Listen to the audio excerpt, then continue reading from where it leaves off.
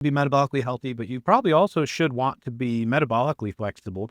What are we going to do about that? And how are we going to I know you have some training experience with triathlons where you've operated with some of your own data potentially on crossover or different things you were able to do to help target your exercise. That's one way to look at it. But even for just like the normal person that's not a weekend warrior, triathlete, not competitive, what would you do to kind of begin the process of optimizing for metabolic flexibility? Good question. And I appreciate the comparison between maybe you crash after lunch versus maybe you crash during exercise. Those are two different circumstances, but they have the same underlying mechanism of manipulating things that we can do to improve our metabolic flexibility. I see this as probably three potential buckets that optimizing metabolic flexibility can fall into.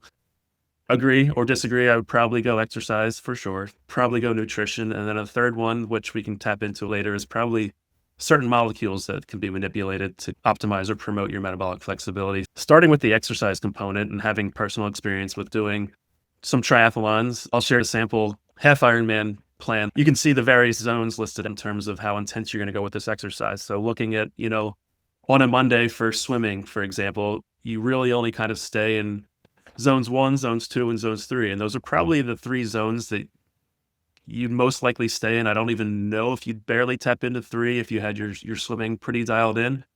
But training in those, you use the right fuel source, you kind of keep the heart rate where it's supposed to be, and you don't kind of go haywire. And that haywire could correlate to having a poor lunch that allows you to crash or bonk in the early afternoon at work. So you can kind of see how those things overlay a little bit. And I think that also pertains to ADLs or activities of daily life. If you're out mulching on the weekend or carrying firewood, you're probably hanging in that zone 1, zone 2, zone 3 area. And you could kind of see the importance of training in that so that you can do these things not only today, but 10, 20 years from now healthily. And you feel good about doing these activities that need to be done around the house. So I think having a plan when you train, whether it's, are you just in there to smash calories? Are you in there for strength training? Are you trying to explore all these zones as we probably should?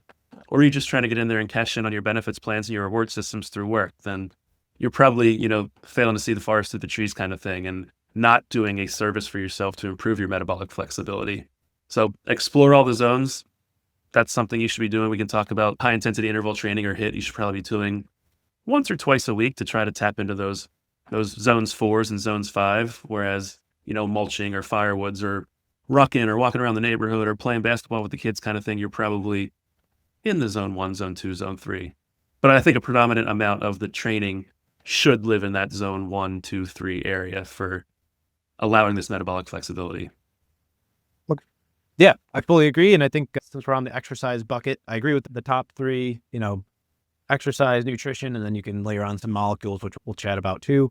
Exercise is probably the most powerful tool you have, modulating your metabolic flexibility in particular. It's kind of different time courses, different ways to do it, but like you can target pretty well and in an acute setting with different exercise. As you said, I'm going to have a zone 2 exercise session because I really want to increase my fat oxidation. And for many people, the nutrition signal that they get from standard diet or habitual diet, Western diet, is a higher carb signal. So your body's most of the time burning some carbs as a high priority fuel source because that's what's coming in.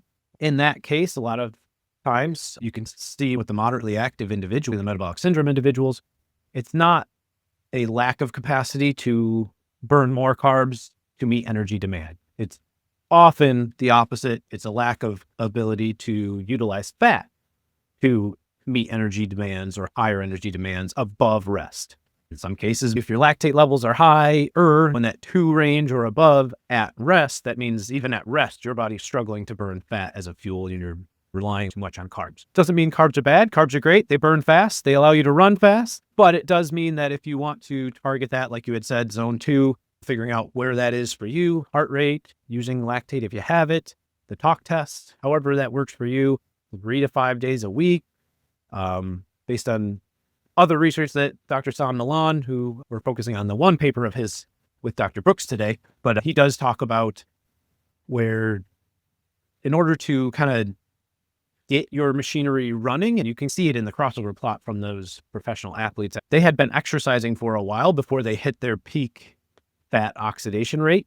Some of that is just your machinery, your blood flow, the capillaries in your muscle beds have to open, and you've got to get the nutrition and the blood flow to the muscles, to the mitochondria to activate, to actually utilize and burn more fat. So for zone 2, it's something in many cases you're not going to do like bouts of 5 minutes, 10 minutes. It's something where ideally you're going to do a minimum of 20 continuous minutes. And if you have to cut it off there because you're tired, that's fine. But if you could do 3 to 5 days a week, roughly, minimum 20 minutes, but work your way up to 30, 45, maybe even 60 minutes a few times a week, that would be really important for mitochondrial health and for fat oxidation. I'm trying to optimize there. Like Brandon had said, that mixed intensity stuff is what you need to do. If you get too monotonous around exercise, it's going to get boring and you're not going to want to do it anymore, but also you're not targeting different areas of metabolic flexibility. We talked about zone 2, that's that peak fat oxidation. If you look at that crossover plot in your mind's eye, the crossover point, that lactate threshold, that's kind of like what Brandon was saying with the zone 3 stuff, where you're going to want to mix that in so you can try to push that potentially to the right if you have competitive goals. But often that's going to be more synonymous with a more competitive goal, trying to push that over towards a higher work rate or intensity based on heart rate is fine. The other item, I think, if you have to kind of optimize, would be, again, the high intensity, like you said, Brandon. Couple, 2 times a week, you should try to do something at that upper end. That's what's lost most quickly with age. Probably primary mechanism for metabolic flexibility training. We can get into some other stuff. Yeah, not the monotony of it, to your point. If you just picked up 10-pound dumbbells and did 3 sets of 12 bicep curls for the next 10 years, you probably didn't improve much or get any stronger in that regard. So exploring all those zones is kind of the same thing. If you did a race or had to wheelbarrow mulch up a hill, you're probably going to exert some extra energy that's going to warrant having the ability to transition and use either glucose or fat for those fuels to kind of push you through that extra step. Or if you're in a race, there's certainly going to be some kind of upward hill in there that you're going to have to ramp up a little bit more and maybe hit that 3, 4, potentially 5 zone that you certainly want to be prepared for. Yeah, and that seamless transition is huge there too. Like you said, a lot of this is racing. I like that you incorporated the whole wheelbarrow up a hill and activity of the daily living. You're not always going to be in a stagnant heart rate zone or whatever. You'll be needing to be able to pull on different things. Even like the kids basketball, you said was zone 1, zone 2. Maybe for my kids, because they're fairly young, but like as your kids age and they get better, at some point they probably get better at sports than you do. Depending on your anti-aging capacity and your health and longevity pursuit, maybe that's well down the road. Even in the racing context, you want to be able to do that. If you want to pass someone, if you want to climb a hill, the ones that are most successful can shift gears, energetically speaking, the easiest and most seamless. I mean, you probably buy like, you probably know about bikes, Brandon, like your derailleur, like the smoothest transition in gear shifts is like probably nice. I know when I shift gears, like on my Huffy or whatever it is, it clunks into the next gear, or sometimes it spins off the derailleur and the chain, a sprocket altogether. Like, yeah, I'm sure like you're, tuning that, you can kind of think of it that way, being able to shift gears nicely instead of clunking into your gear, having it. You want that negative. That smooth transition brings us into the machinery that allows these things to happen. For each kind of nutrient that you might have, carbs, fat, ketones, that support these energy supplying pathways, there's a separate transporter for each one. When you cycle carbs or try intermittent fasting, you have to upregulate the transporters that allow each of these fuel sources to cross over the membrane and get into the mitochondria to thus give you the ATP and energy you need to do so.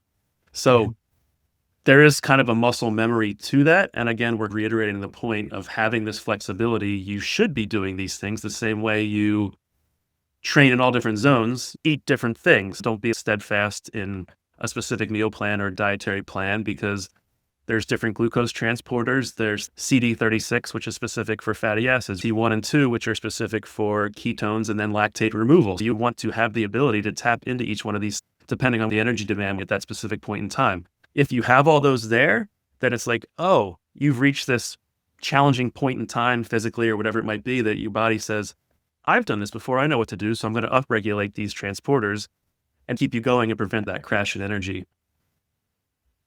Precisely. The body is resourceful, looking for homeostasis and trying to be as energy efficient as possible in many cases. So if you're not using, your CD36 transporter to get fat into your cells because you don't really burn much fat, the chances that you're going to maintain a healthy supply of those CD36 transporters is a little bit lower. Similar for CPT1, if because you have to transport the fat not only into the cell, but then into the mitochondria that live in the cells in order to get the energy out of it. Nutrition signaling makes a big difference. Your habitual diet, you can undulate to meet different goals. Carb cycling, I know you brought up fasting. I'm a big fan of fasting as a really powerful nutrition signal to help your body practice and train that metabolic flexibility in the fed state. You could be doing keto, and in that case, it's a little bit different. You wouldn't be emphasizing carbohydrates as much as the primary fuel source. But in most cases, even if you just kind of eat, would be considered like the normal or traditional meal pattern for most people, where a majority of your calories come from carbohydrates, you would still be able to extend an overnight fast, and your glucose levels, insulin levels would come down to a natural baseline, which would allow your body to upregulate some of the fat burning potentials. That's one thing that we haven't chatted about extensively. And you certainly can layer some of that. You could fast and do some exercise, right? Fasted zone 2 exercise might be a great pairing because you're getting now a nutrition signal as well as a exercise signal to upregulate and rely more on fats. Doesn't pair as well unless, in maybe some specific context, you're training for something very specific, fasted plus high intensity exercise, depending on the duration of fast and your glycogen stores are. Likely it's just going to mean that you're going to be a little sluggish during your your high intensity performance or your exercise at that time. But you can couple things strategically like fasting in zone 2 or lower intensity lactate threshold type stuff. Timing of carbs could be another thing, like you said, Brandon. Type of carbs too. I mean, yes.